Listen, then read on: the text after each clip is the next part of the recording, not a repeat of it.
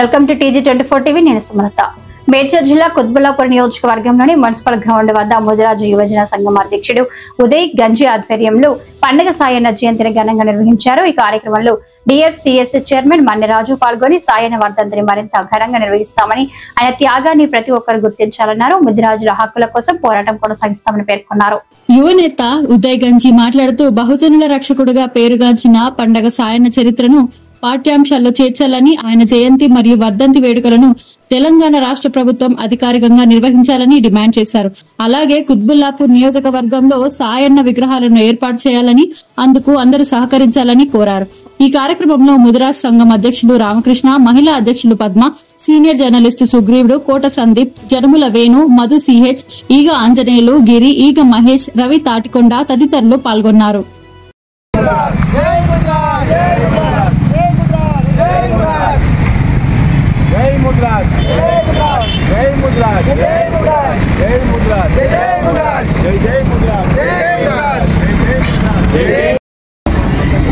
మా ముదిరాజు సామాజిక వర్గానికి చెందిన వ్యక్తి కాదు, BC కులాలకు కూడా ఆయన పోరాడినటువంటి వ్యక్తి.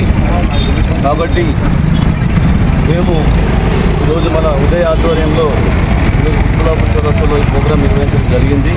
డిసెంబర్లో వర్ధంతి కార్యక్రమం ఉంది కాబట్టి మేము కూడా జిల్లా వ్యాప్తంగా మేమందరికీ కూడా పిలుపునిచ్చి ముదిరాజులు అయితే ఎక్కడెక్కడ ఉన్నారో అందరికీ సమాచారం తెలియజేసి అన్ని మండలాల్లో అన్ని గ్రామాలలో ఈ కార్యక్రమాలు ఏర్పాటు చేయాలని చెప్పేసి నేను అందరూ కూడా తెలియజేస్తూ మరి ఈరోజు వరలక్ష్మి వ్రతం ఉంది కాబట్టి కొంతమంది ముఖ్య నాయకులు కానీ మహిళా సోదరులు కానీ రాలేదు. సడన్గా కూడా ఉదయం కూడా చిన్నగా వాళ్ళ యూత్ ఆధ్వర్యంలో ఏర్పాటు చేసుకున్నామని ముందుకు రావడం జరిగింది. అతన్ని కూడా ముందుకు వచ్చి ఈ కార్యక్రమాన్ని చేపట్టేందుకు అధ్యక్షులు రామకృష్ణ గారు, లక్షల మహిళలు, పద్మక్కలు, చెల్లెమ్మ అందరూ ప్రతి ఒక్కరు కూడా పేరు పేరున ఆ యొక్క శుభాకాంక్షలు తెలియజేస్తూ మరొకసారి డిసెంబర్లో పెద్ద ఎత్తున కుత్బుల్లాపూర్లో ఎవ్వరు చేయనటువంటి విధంగా ఈ గ్రౌండ్ నిండే విధంగా కూడా మేము ఈ కార్యక్రమం చేపడతామని తీసుకున్నాము. ముదిరాజుల సంఖ్య ఎంత ఉంది మొన్న రేవంత్ రెడ్డి గారు సర్వే చేసింది.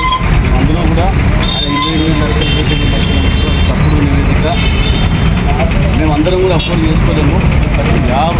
గతంలో సర్వే చేసినప్పుడు 50 లక్షల ఏమో 29 లక్షల కిందికి దింపడానికి ప్రభుత్వం చేస్తుంది. ఖచ్చితంగా మాది 50 లక్షల పైసలు జనాభా ఉంది కాబట్టి ఖచ్చితంగా కుత్బుల్లాపూర్లో కూడా మాది ఇక్కడ ఉన్నటువంటి అత్యధిక జనాభా ఉంది కాబట్టి డిసెంబర్లో పెద్ద ఎత్తున మేము కార్యక్రమం చేపడతామని చెప్పేస్తున్నాం. ఇక్కడ మరొకసారి శుభాకాంక్షలు. పండగ సాయన్న జయంతిని మన కుత్బుల్లాపూర్ చౌరస్తాలో ఘనంగా నిర్వహించుకున్నాం.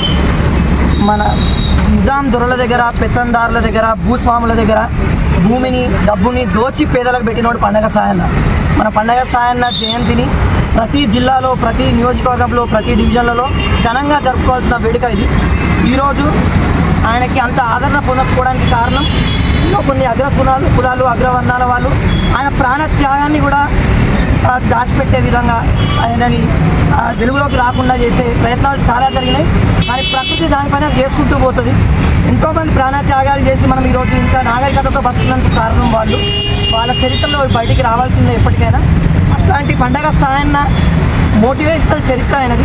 అలాంటి చరిత్రని పుస్తకాలలో, పాఠ్యాంశాలలో చేర్చి మన భావితరాలకి, పిల్లలకి ఒక మోటివేషన్గా ఉండాలి. కాబట్టి ప్రభుత్వం అధికారికంగా వీటిని పాఠ్య పుస్తకాలలో పండగ సాయన్న జీవిత చరిత్రని చేర్చాలి.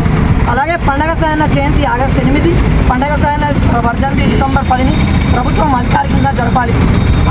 అలాగే మన కుత్బుల్లాపూర్ నియోజకవర్గంలో రాష్ట్ర వ్యాప్తంగా కూడా మన పండగ సాయన్న విగ్రహాలు ఏర్పాటు చేసే విధంగా సపోర్ట్ చేయాలని, స్థలాన్ని కేటాయించి వాటి విగ్రహాల ఏర్పాటుకి మన ప్రజాప్రతినిధులు ఏ పార్టీకి చెందిన వాళ్ళైనా సరే సపోర్ట్ చేయాలని కోరుకుంటున్నాం. అలాగే ఈ జనాభా లెక్కల ప్రకారం, జనాభా పర్సంటేజ్ ప్రకారం ముదిరాజులకు కానీ BC వాళ్ళకి దక్కాల్సిన పోస్టులు జనాభా లెక్కల ప్రకారం దక్కాల్సిన ఒక 5 కార్పొరేషన్లు లెక్క ప్రకారం ముదిరాజులకి 5 కార్పొరేషన్లు, 2 MLCలు రావాల్సి ఉంది.